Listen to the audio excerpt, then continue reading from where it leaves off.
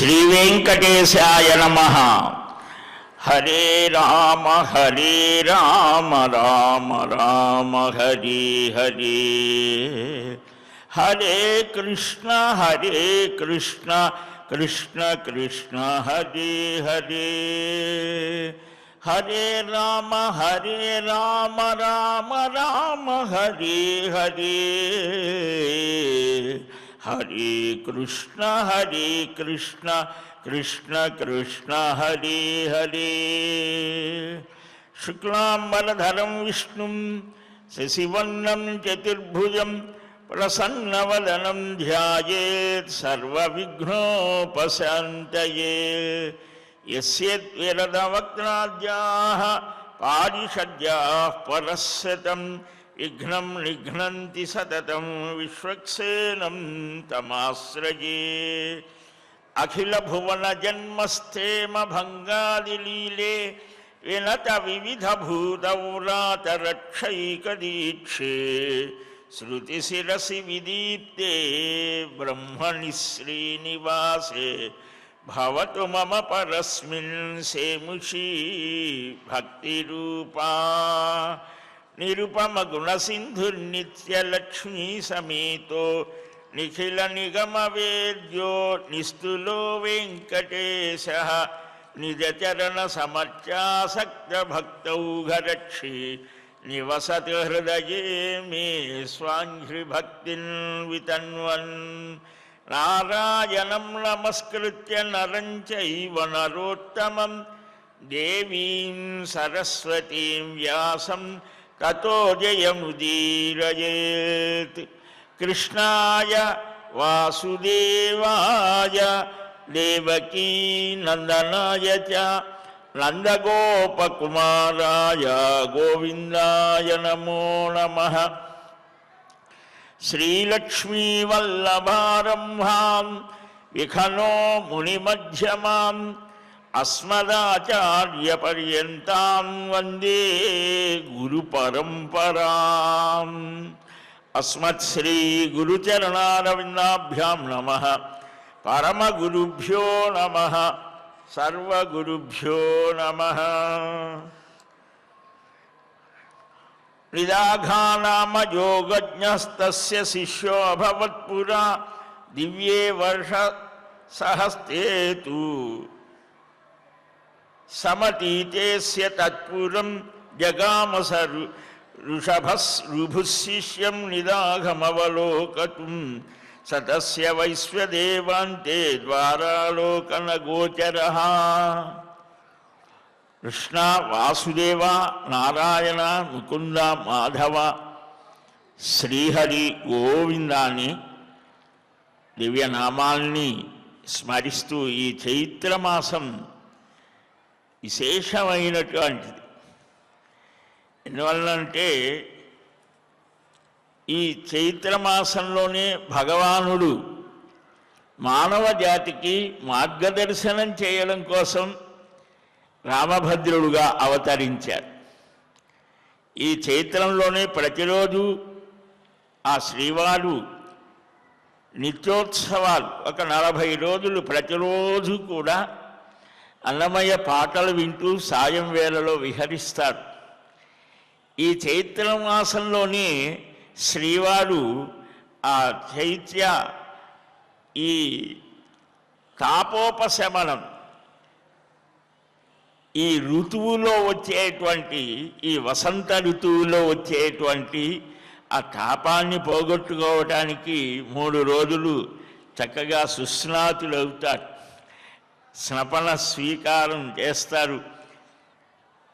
స్వర్ణ రథంలో విహారం చేస్తారు. ఈరోజు ఈ చైత్రమాసంలో చతుర్దశి దమనోత్సవం చేయమని కూడా ఇష్టదేవతలకు శ్రీకృష్ణ భగవానుణ్ణి అర్చించమని కూడా పంచగవ్యాలతో చక్కగా స్వామిని అభిషేకించి నమోస్తు పుష్పబాణాయ జగదాహ్లాదకారిణి మన్మథాయ జగన్నేత్రే రతిప్రీతి ప్రియాయతే అని ఆ జగన్నాథుడు ఆ శ్రీయపతి మనస్సు నుంచి ఆ మనస్సుని మదనం చేసేటువంటి వాడు మన్మధుడు కనుక జగత్తుకి ఆహ్లాదాన్ని కలిగించేవాడు పుష్పబాణుడు అని ఆయనకు నమస్కారం చేసి కామభస్మ సముద్భూత రవిబాష్ప పరిప్లుత ఋషి గంధర్వ దేవాది విమోహక నమోస్తుతే.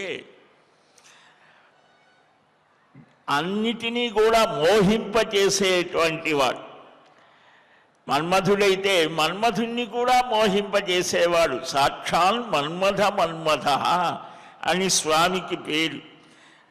మన్మధుని భస్మంలో పుట్టిన దానా సూర్యుని కన్నీటి చేత తడిసినటువంటి అని దమనము అంటారు. దమనం అంటే ఒక తీగ, ఒక లత, అది సువాసన వస్తుంటుంది.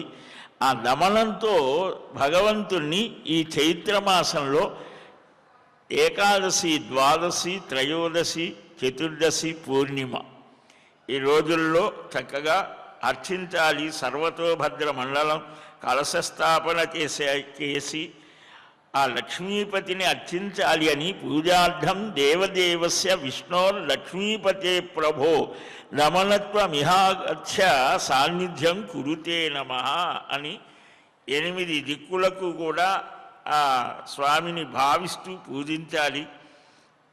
క్షీరోదధి మహానాగ శయ్యావస్థిత విగ్రహ ప్రాతస్త్వాం పూజయిష్యామి సన్నిధౌ భవతే నమః అని క్షీరసాగరంలో శయనించేటువంటి ఓ శేషసాయి, ప్రాతకాలంలో నిన్ను అర్చిస్తామయ్యా అని పుష్పాంజలి సమర్పించాలి. అలాగ చేసి సంవత్సర కాలం చేసినటువంటి ఆ పూజను ముగిస్తూ దేవదేవ జగన్నాథ వాంఛితార్థ ప్రదాయక హృస్తాన్ పూరయమే విష్ణో కామాం కామేశ్వరీ ప్రియ ఇదం దమనకం దేవ గృహాన మదనుగ్రహాత్ ఇమాం సంవత్సరీం పూజాం భగవన్ పరిపూరయ అని దేవదేవుడు జగన్నాథుడు కోరినవన్నీ ఇచ్చేటువంటి ఓ పరమాత్మ, నా మనస్సులో ఉన్నటువంటి దాన్ని పూర్తి చేయవయ్యా, ఈ దమనాన్ని స్వీకరించి నా సంవత్సరం మొత్తం చేసినటువంటి ఆ దాన్ని పూర్తి చేయవలసినది అని ఇలాగా మణులు, పగడములు, కల్పవృక్ష కుసుమములు వీటితో సంవత్సరం చేసిన పూజతో సమానము అని ఇలా వనమాలిక కౌస్తుభం హృదయంలో ధరించినట్లుగా నేను సమర్పించే ఈ దమనాన్ని కూడా స్వీకరించు.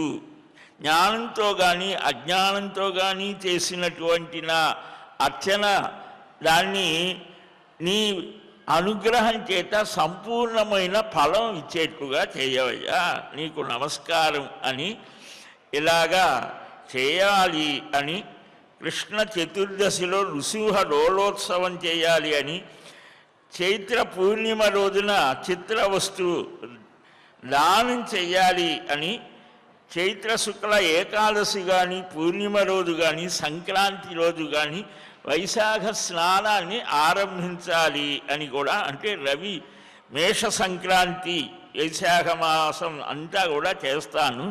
వైశాఖం సకలం మాసం మేష సంక్రమణే రవే అని ప్రాతఃసంయమస్యాస్కే ప్రియతాం మధుసూదన అని కూడా చెప్పడం జరుగుతోంది. ఆ విధంగా మనం ఈరోజు భగవంతుణ్ణి, ఆ లక్ష్మీపతిని చక్కగా ఆరాధన చేయాలి. దమనంతో మనకు అందరికీ తెలిసినటువంటిదే ఆ దమనం. దాన్ని ఈరోజు ఆ మహావిష్ణువుకి ప్రీతిపాత్రమైనటువంటి దీనిగా మనం చేయాలి అని మనం తెలుసుకుంటూ మహర్షయాదులు మనకిచ్చినటువంటి, అంటే ఆయా ఋతువులలో ఏ ఏ వస్తువులు, పుష్పాలు ఏవేవైతే దొరుకుతాయో అవన్నీ కూడా భగవంతుడికి సమర్పించి తత్ప్రసాదంగా మనం స్వీకరించాలి, ఏ వస్తువైనా సరే. అందుకనే పెద్దవాళ్ళు మనం ఏది బంగారం తయారు చేసుకున్నా కూడా ఆ నగని స్వామికి సమర్పించి ధరింపచేసి ఆయన తీసినటువంటిది అంటే శేషవస్త్రం, శేషము అని అంటారే, ఆ విధంగా భగవత్ సమర్పణ చేసిన దాన్ని మనం స్వీకరిస్తే మనస్సు చక్కగా హాయిగా ఆహ్లాదంగా ఉంటుంది. మనం చేసే ప్రతి పని కూడా భగవంతునికి సమర్పించి చేయాలి అని మన పెద్దల యొక్క మాట. అందుకోసమే మనకు ఈ పురాణాలలో అనేకమైన విశేషాలు చెప్పారు. నిన్న మనం చెప్పుకున్నాం 18 పురాణాలు భగవంతునికి ఏ అవయవాలుగా ఉన్నాయి, ఆయా అవయవ స్థానాలలో ఉన్నటువంటి పురాణానికి ఏమిటి విశేషం. ఇప్పుడు మనం ప్రతిరోజు చెప్పుకునేటువంటి ఈ నారద మహాపురాణం ఆ మహావిష్ణువుకి నాభిస్థానంతో సమానము అని. బ్రహ్మపురాణం అంతేకాకుండా ఒక్కొక్క కల్పంలో ఈ పురాణాలు వచ్చాయని. ఈ కల్పాలనేటువంటిది మన్వంతరాలనేటువంటివి చాలా విస్తృతమైనటువంటి కాలాన్ని చెబుతాయి. ఆ కాలం మనం నిర్ణయించలేదు ఇంత అనేటువంటిది, కొన్ని కోట్ల సంవత్సరాలు మన ఊహకు కూడా అందనటువంటి. అందుకనే మనకు సృష్టి ఆరంభమై దాదాపు 197 కోట్ల సంవత్సరాలకు పైనే అయినది అని మన దైవజ్ఞులు పంచాంగకర్తలు రాస్తూ ఉంటారు, సృష్టిగతాబ్దాహ అని. కాబట్టి ఇంతటి విస్తృతమైనటువంటి సంస్కృతి మనకు ఉన్నది. బ్రహ్మకల్పంలో 10,000 శ్లోకాలతో బ్రహ్మపురాణం వచ్చింది. పద్మకల్పంలో పద్మపురాణం 55,000 శ్లోకాలతో వచ్చాయి. విష్ణు పురాణం వరాహకల్పంలో 8,000 శ్లోకాలు, విష్ణు ధర్మోత్తరమని కూడా ఉన్నది, దానికి అనుబంధంగా అది కూడా కలిపితే 23,000 శ్లోకాలు.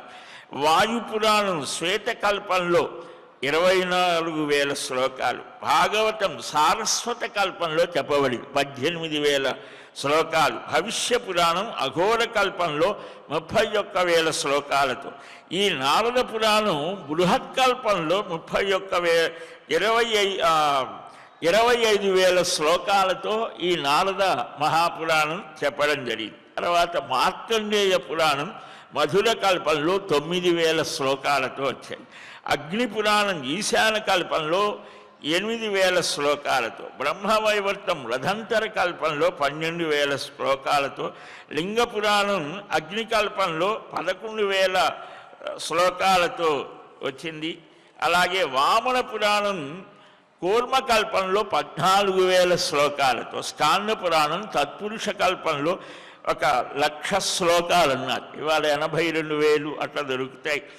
మత్స్యపురాణం సత్యకల్పంలో 6,000 శ్లోకాలతో. కూర్మపురాణం లక్ష్మీకల్పంలో 24,000 శ్లోకాలు. వరాహపురాణం మానవ కల్పంలో 24,000 శ్లోకాలు. గరుడ పురాణం గారుడు కల్పంలో 19,000 శ్లోకాలతో.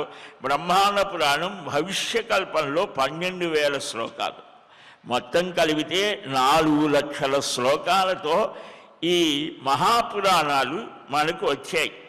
నిన్న మనం చెప్పుకున్నాం హృదయస్థానం ఏది, పద్మపురాణం అని, బ్రహ్మపురాణం శిరస్థానము అని. ఇలాగ ఒక్కొక్క పురాణాన్ని ఆ భగవంతుడి యొక్క అవయవ స్వరూపంగా ధ్యానించడం అనేటువంటిది విశేషం. వేదార్థాన్ని వివరించటానికే ఈ పురాణ వాన్మయం అంతా వచ్చింది. పురాభవం పురాణం ప్రాచీన కాలంలో జరిగినది. పురా నవం భవతి, ప్రాచీనమైనదైనా క్రొత్తగా ఇప్పటికీ కూడా దానికి ప్రాసంగికత ఉన్నది. అంటే మనుష్యుడు అనేవాడు ఎప్పుడు ఉంటాడు కదా, మనుష్యుడు ఉన్నంత వరకు వాడికి కొన్ని ధర్మాలు ఉన్నాయి, వాడు ఎలాగ నడవాలి, ఇవి చెప్పినటువంటిది.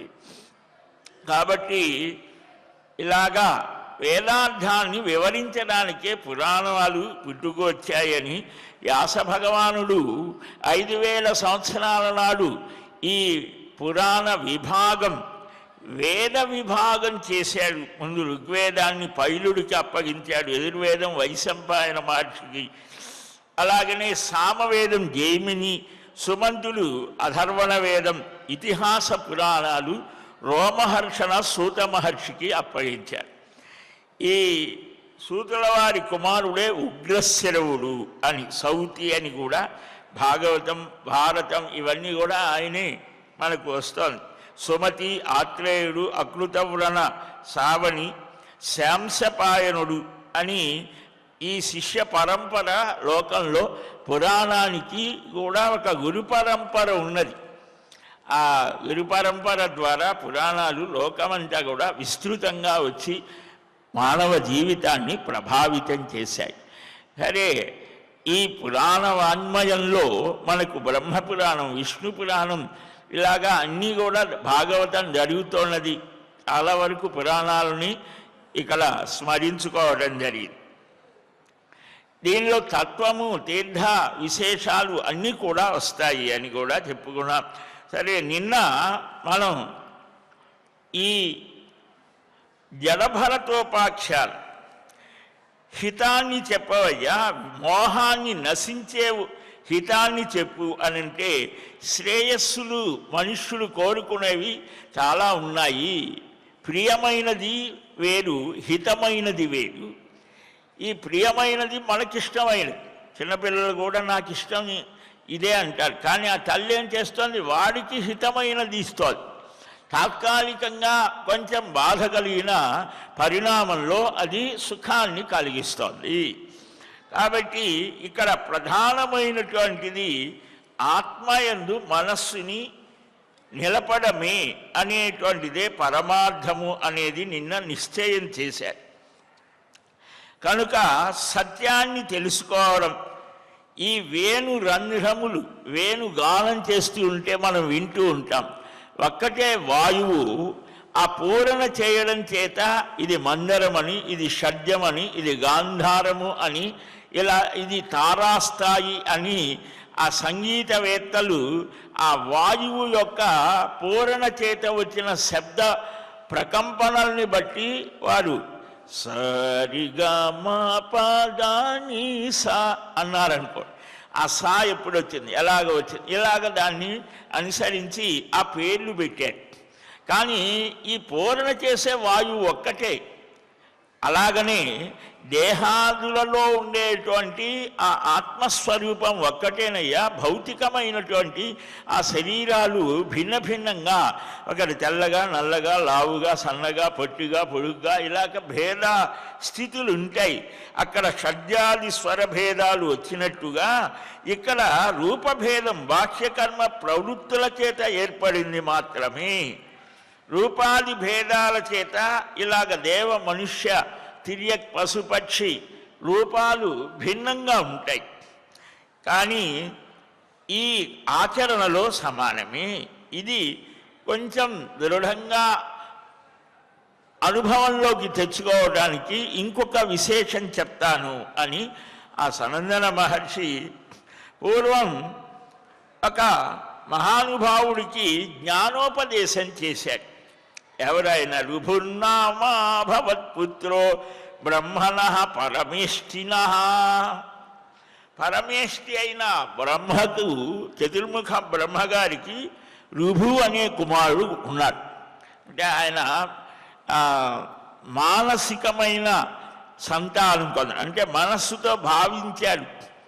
మనస్సు ద్వారా, దృష్టి ద్వారా ఇలాగా రకరకాల సృష్టిలు జరిగాయని మనకు పురాణాలు చెబుతాయి. తర్వాత వచ్చినటువంటిది దాంపత్య ధర్మం అనేది. దీనికి ముందు అనేక రకాలుగా ఈ సృష్టిలో వచ్చినట్టుగా, అది వృద్ధి కానట్టుగా కూడా మనకు చెప్పడం జరుగుతుంది. కనుక ఈ రుభు అనే కుమారుడు సహజంగానే ఇతడు తత్వార్థ జ్ఞానం కలిగినటువంటి వాడు. ప్రాదాదశేష విజ్ఞానం సతస్మై పరయా ముదా. ఆ రుభువుకి పులస్త్య మహర్షి కుమారుడు నిదాఘుడు అనేవాడు ఉన్నాడు. శిష్యుడుగా ఉన్నాడు. ఆయన ఒక గురువు దగ్గర నిరంతరం సేవ చేయడం చేత ఆ జ్ఞాన వికాసం కలుగుతుంది. గురువుగారి దగ్గర మనం ఎలా ఉండాలి? ఒక గురువుని మనం ఎంపిక చేసుకోవడం కాదు, బాగా అత్యున్నత స్థితికి వెళ్ళిన వాడిని గురువే ఎంపిక చేసుకుంటాడు. దానికే కారణం లేకపోవచ్చు. కానీ ఈ శిష్యుడుగా ఉన్నవాడికి ఒక నియమం ఉండాలి, క్వాలిఫికేషన్ ఉండాలి. గురువు కూడా ఉండాలి, వేదాధ్యయనం ఉండాలి. శాసితారం విష్ణుభక్తో విమత్సర ఇలాగా సంప్రదాయవేత్తలు చాలా చెప్పారు. శిష్యుల్ని తప్పు ఒప్పుల్ని సవరించేటువంటి శాసించేటువంటి స్థితి ఉండాలి. ఇలాగా విష్ణు భక్తి కలిగి ఉండాలి, మాత్సర్యం లేనివాడై ఉండాలి, శిష్యుడికే ఉండాలి, గురువు చెప్పింది చేసేదయ్యగా ఉండాలి, అవగాహన చేసుకునే శక్తి ఉండాలి. ఇలాగా కొన్ని చెప్పారు. గురువుగారు చెప్పినట్లుగా చేస్తే ఎదురు చెప్పకుండా వాడు చాలా ఉత్తమ స్థితికి పోతాడు. కానీ మనకు కొంచెం ఆ స్వాతంత్ర్య బుద్ధి అనేది గురువుగారి కంటే కూడా నాకు కూడా తెలుసు అనిపిస్తుంటుంది. కనుక ఆ స్వాతంత్ర్య బుద్ధి లేకుండా గురువు దగ్గర నిత్య నిరతిశయమైన ఆ పరమానంద స్వరూప అనుభవాన్ని పొందటానికి శుశ్రూష చేయడం చేత పరిప్రశ్నేన సేవయా, గీతాచార్యుడి మాట. కాబట్టి అలాగా శిష్య స్థితిని గురించి కూడా చెప్పాడు. ఇక్కడ ఆ గురువు గారే శిష్యుడి దగ్గరకు స్వయంగా విచ్చేశాడు. రుభువు పరమానందంతో సమస్త విజ్ఞానాన్ని బోధించాడు. విశేషమైన విజ్ఞానం, జ్ఞానము విజ్ఞానం, దీని మీద చాలా వచ్చాయి మనకు. భగవద్గీతలో కూడా జ్ఞాన విజ్ఞాన యోగం. అంటే జ్ఞానం అనేటువంటిది రకరకాలైన జ్ఞానాలు ఉన్నాయి.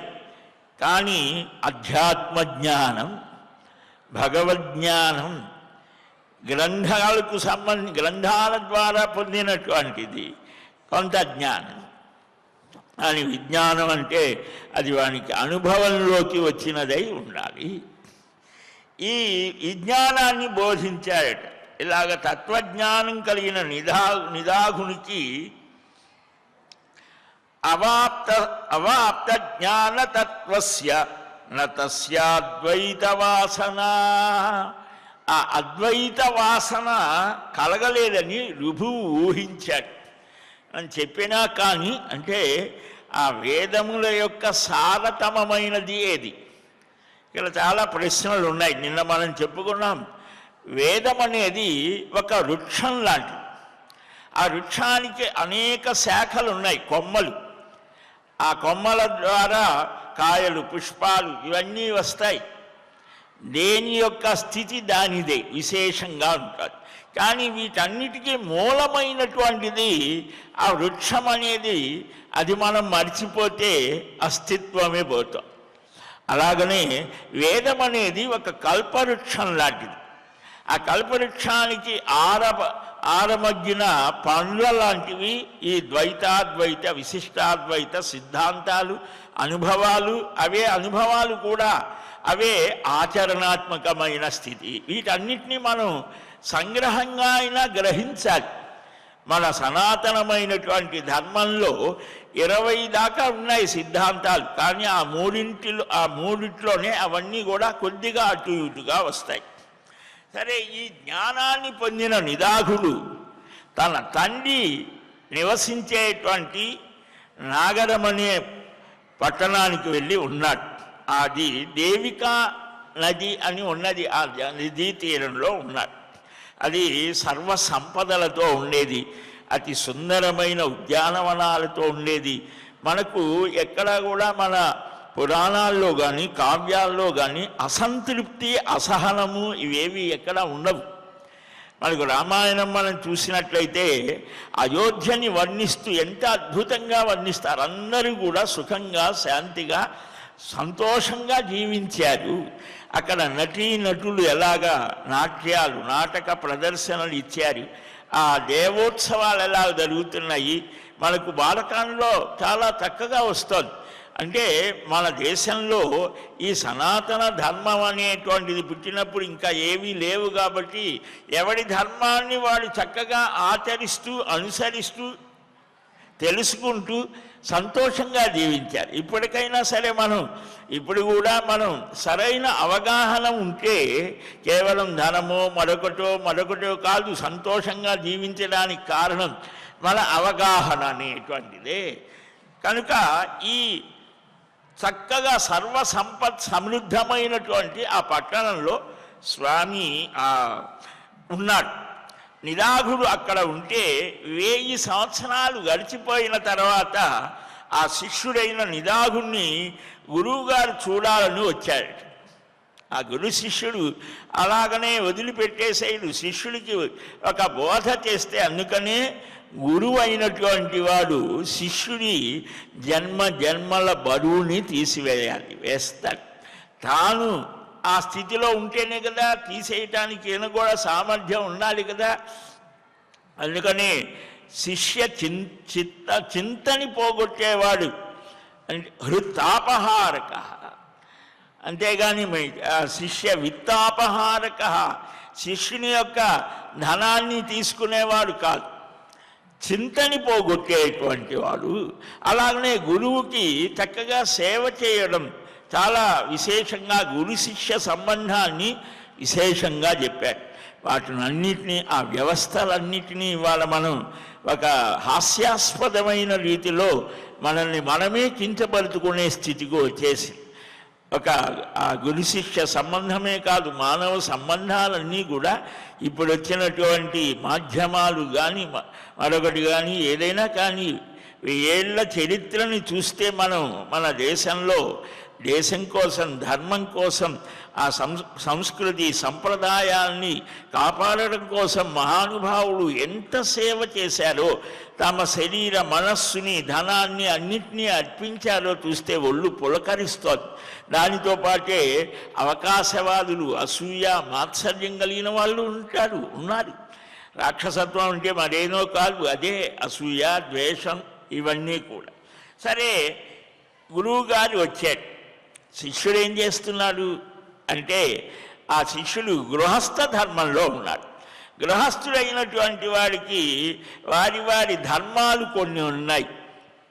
వారిలో కూడా వేదాధ్యయన సంపన్నుడైనటువంటి వారికి సంధ్యా, స్నానం, జపో, హోమం, ఆతిథ్యం, వైశ్వదేవంచ, దేవతార్చన, ఇవన్నీ కూడా షట్కర్మలు 6 ప్రధానం. ప్రతిరోజు కూడా స్నానము, సంధ్యావందనం, జపము, హోమము, వైశ్వదేవము, విశ్వదేవతల యొక్క ఆ స్థితిని చేసి, ఆ హోమం చేసి, ఆ అన్నాన్ని తాను వండుకోవడం తన కోసమే కాదు, దేవతలకు అర్పించడం, అలాగనే పశుపక్షాదులకు, అతిథులకు ఇలాగా వేసి ఆ మిగిలినటువంటిది తాను తీసుకుంటే విఘసము అని అంటారు. అది అమృతము. అంటే భగవదారాధన చేసి అతిథులకు పెట్టి అప్పుడు తీసుకుంటే అది చాలా గొప్పది. కేవలాఘో భవతి కేవలాది. అలా కాకుండా తన కోసమే, తన పట్ల కోసమే వండుకొని తింటే అది పాపాన్ని వండుకొని తిన్నట్టు. కనీసం ఆ కుక్కలకో దేనికో, కాకులకో, కుక్కలు అంత అన్నం వేసి మనం తినాలి అనేటువంటిది మనకు సంప్రదాయం చెప్పేటువంటి మాట. కాబట్టి వైశ్వదేవాన్ని పూర్తి చేసి నిన్న మొన్నటి వరకు కూడా గ్రామాలలో అతి సామాన్య వ్యక్తులు కూడా ఈ సంప్రదాయాన్ని పాటించేవారు. తరతరాలుగా తల్లిదండ్రుల ద్వారా, పెద్దల ద్వారా ఇవి తెలిసేటువంటివి. ఆహారం తీసుకోబోయే ముందు ఆ వీధిలో నుంచొని అరుగులు ఉండేవి పూర్వం ఆ గృహాలకు బయట. అంటే ఎవరైనా సరే దూర ప్రయాణాలు చేసేవారు వారు ఎవరింటికి వెళ్ళరు, ఆ అరుగుల మీద కూర్చుంటారు. వారిని ఆహ్వానించి విష్ణుభావంతో పిలిచి వారికి ఆహారం ఇచ్చేవారు. అరే చాలా కాలం వరకు కూడా, నిన్న మొన్నటి వరకు కూడా బయటకు వచ్చి అలాగ చూసి ఎవరైనా సరే ఇతర గ్రామాల వారు కానీ, ఇతర స్థానాల్లో వారు కానీ ఉన్నట్టయితే వారిని పిలిచి ఆహారం పెట్టడం అనేటువంటిది ఉండేది. సరే, ఇప్పుడు మనం ఎవడు మంచివాడో ఎవడు చెడ్డవాడో ఎవడు ఏమిటో తెలియదు కాబట్టి కనీసం మనం ఎక్కడైనా సరే మనం తినబోయే అన్నంలో కొద్దిగా అయినా సరే వాడికి ఎవరికో ఒకరికి ఆలయాల దగ్గర ఎక్కడో ఉంటారు కదా, వారికైనా పెట్టడం కనీస ధర్మం. అది చేయలేకపోతే కాకులకైనా అంత ఆహారం వేయాలి. ఆ వైశ్వదేవాన్ని పూర్తి చేసి ఆ ద్వారం దగ్గరకు వచ్చి అటు ఇటు చూస్తున్నాడు ఈయన. పాపం ఆతిథ్యం ఇవ్వాలి. అతిథి కిల పూజార్హ ప్రాకృతోపి విజానత. శ్రీమద్ రామాయణంలో సుందరకాండలో మైనాకుడు అంటాడు, ఆంజనేయ స్వామి వారు అలా వెళ్తూ ఉంటే ఆ పర్వత రూపంలో పైకి వచ్చి నాయనా హనుమా, నా మీద కొంచెం విశ్రాంతి తీసుకోవయ్యా, చాలా పెద్ద పని పెట్టుకున్నావు, నేను ఇచ్చేటువంటి ఆతిథ్యాన్ని స్వీకరించు, నీవు సామాన్యుడివి కాదు, నాకు ఎంతో ఉపకారం చేసినటువంటి వాయువు యొక్క కుమారుడివి, అంతేకాదు సముద్రుడు ప్రేరేపించాడు ఇది కూడా అని చెబితే అక్కడ ఆయన ఏదో స్పృశించి నేను పెద్ద పని పెట్టుకొని వెళ్తున్నాను, ఆతిథ్యం తీసుకున్నట్టే అని తృప్తిపడు అని మళ్ళా వచ్చేటప్పుడు ఆయన కలవటం కూడా జరుగుతోంది అని మనకు చెప్తారు. కాబట్టి ఆతిథ్యం రంతిదేవుని చరిత్ర చదివినా మనకు తెలుస్తోంది, చాలా విశేషం. సరే, ఈయన లోపలికి తీసుకొని వచ్చాడు, స్వాగతం పలికాడు, పాదప్రక్షాళన, కాళ్ళు గడిగాడు, భుజించమని అన్నాడు. ఏమయ్యా, భో విప్రవర్య భోక్తవ్యం యదత్ర భవతో గృహే తత్కథ్యత కదన్యేషు న ప్రీతి సతతం మమ. నీ గృహంలో నేనేం తినాలయ్యా? ఈ సత్తుపిండి, యవలు, వ్రీహులు అంటే ఈ ఆహార ధాన్యాదులలో కొన్ని విశేషాలు. ఇవి అపూపములు, అంటే ఈ పిండితో తయారు చేసినటువంటి అప్పాలు లాంటివి అన్నమాట. ఇవి అన్నీ ఉన్నాయి స్వామి అనంటే, ఏవో భక్ష్యాలు, పాయసాలు, చెరుకు రసం, ఏదో చిన్న చిన్నవి, అవే నాకు చాలన్నాడు. అంటే ఆహారం మీద ప్రత్యేకమైన స్థితి ఏమీ లేదు ఆయనకు. అంటే మన ఇంటిలో ఉన్నటువంటి ఉత్తమ పదార్థాలతో రుచికరమైన ఉత్తమమైనటువంటి శాల్యన్నాన్ని తయారు చేయమని ఆ భార్యతో చెప్తే ఆమె మంచి ఆహారం తయారు చేసి భుజించాడు. నిదాగుడు వినయంతో వినమ్రుడై రుభులతో అంటాడు, అపితే పరమాతృప్తిరుత్పన్న పుష్టిరేవవా అపితే మానసం స్వస్థం ఆహారేణ కృతం ద్విజా. ఓ మహానుభావ, క్వ నివాసి, మీరు కోరినటువంటి రుచికరమైనటువంటి ఆహారంతో మీకు తృప్తి కలిగిందా, పుష్టి కలిగిందా, స్వస్థత కలిగిందా? ఎక్కడ నివసిస్తున్నారు, ఎక్కడికి బయలుదేరారు, ఎక్కడి నుంచి వస్తున్నారు అని అప్పుడు అంటే మన ఇంటికి వచ్చిన వాడికి మంచి ఆహారం, మంచి తీర్థము అన్నీ, అంటే మంచినీరు అన్నీ ఇచ్చి అప్పుడు అయ్యా మీరు ఎక్కడి నుంచి వస్తున్నారు, ఎక్కడికి వెళ్ళాలనుకుంటున్నారు అని మధురమైనటువంటి సంభాషణ చెయ్యాలి అని మనకు సంప్రదాయం. అందుకనే కృష్ణదేవరాయలు ఆముక్త మాల్యదలో చాలా అద్భుతంగా ఆ నిష్ఠానిధిని గేహసీమ ఆయన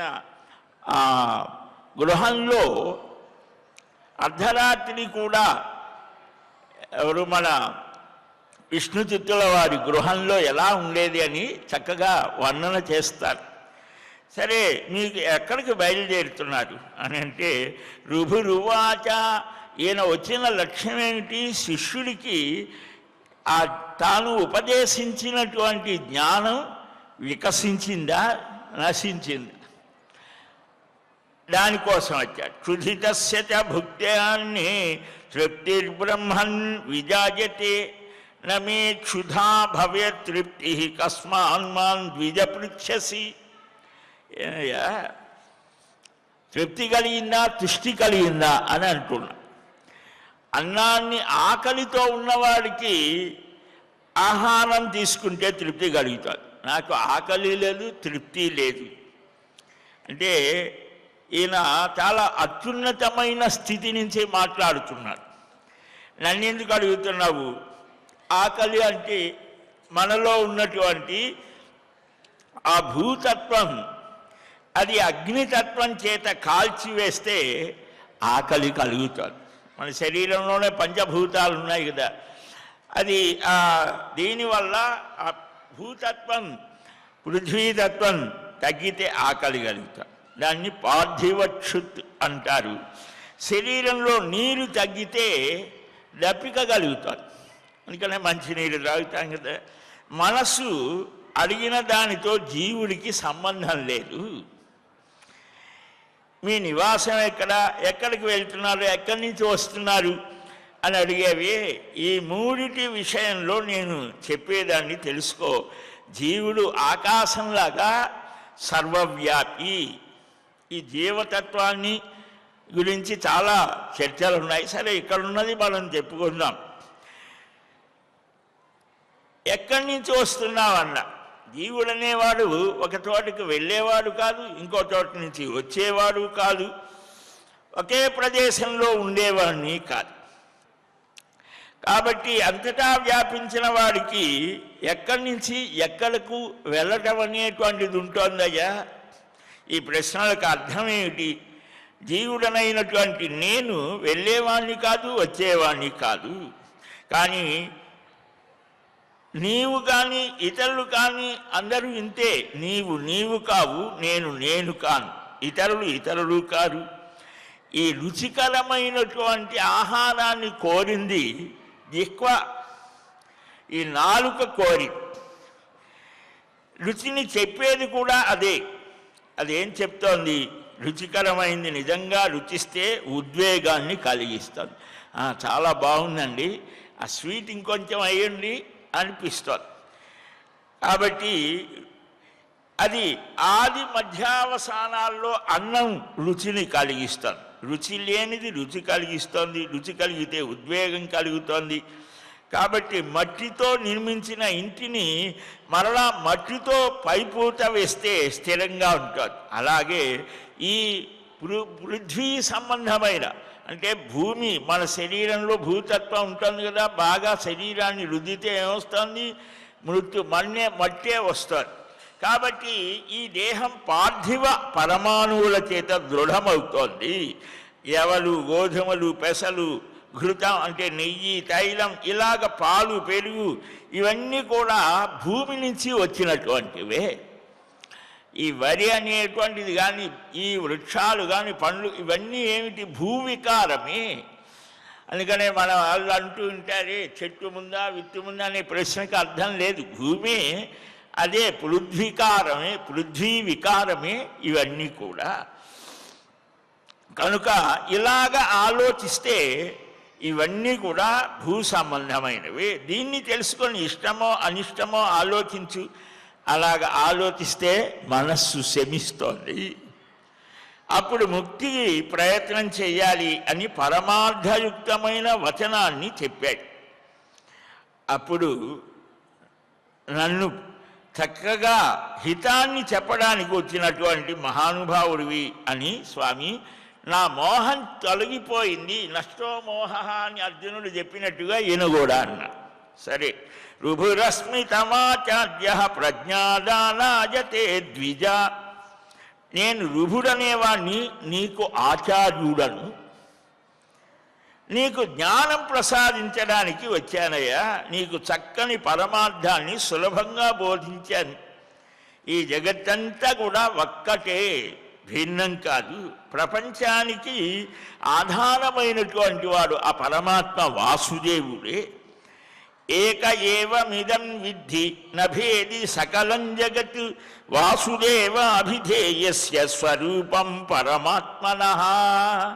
ఆ వాసుదేవ స్వరూపం సర్వత్రా, సర్వ వస్తువులలో, వ్యక్తులలో, అన్నిటిలో వసించేవాడు కాబట్టి, నివసించేవాడు కాబట్టి, ఆయనే ఆధారమైనటువంటి వాడు కాబట్టి వాసుదేవుడు.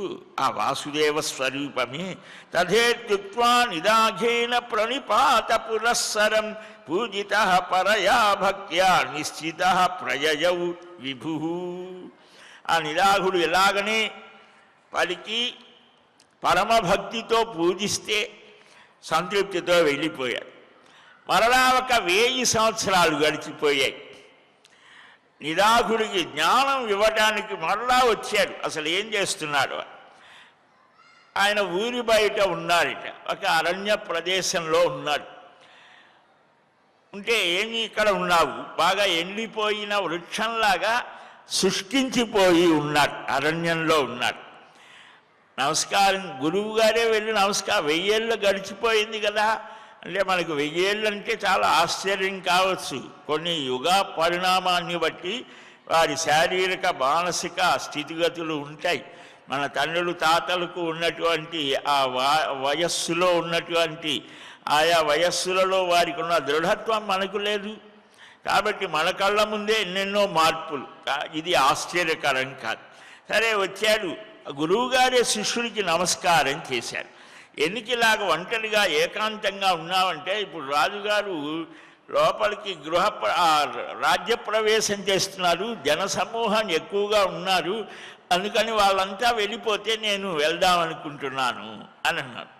ఎవరు రాజు, ఎవరు ప్రజలు చెప్పమంటాడు. చాలా చమత్కారమైనటువంటి, అంటే శిష్యులకు గురువు ఎప్పుడు ఏదో శ్లోకాలు పద్యాలు చెప్పేదో చేయడు, వాస్తవిక దృక్పథంతో జ్ఞానం కలిగించే ప్రయత్నం చేస్తాడు. అక్కడ చాలా చిత్రమైనటువంటి సన్నివేశాన్ని చూపిస్తారు. అంతేకాకుండా అసలు ఆ జ్ఞానం అనేది ఏమిటో, ఆ విశేషం ఏమిటో మనం రేపు క్రమంగా గ్రహిద్దాం. శ్రీకృష్ణ గోవింద హరే మురారే, హే నాథ నారాయణ వాసుదేవ, గోవింద జయ జయ గోపాల జయ జయ, రాధారమణ హరి గోవింద జయ జయ, హరే రామ రామ రామ హరే హరే, హరే కృష్ణ కృష్ణ కృష్ణ హరే హరే. స్వస్తి ప్రజాభ్యః పరిపాలయంతాం న్యాయ్యేన మార్గేణ మహీం మహీషాః. గోబ్రాహ్మణేభ్యः శుభమస్తు నిత్యం. లోకాः సమస్తాः సుఖినో భవంతు. శ్రియః కాంతాయ కళ్యాణ నిధయే నిధయేర్థినాం. శ్రీవేంకటనివాసాయ శ్రీనివాసాయ మంగళం. ఏడుకొండలవాడ వెంకటరమణ గోవింద గోవింద గోవింద గోవింద.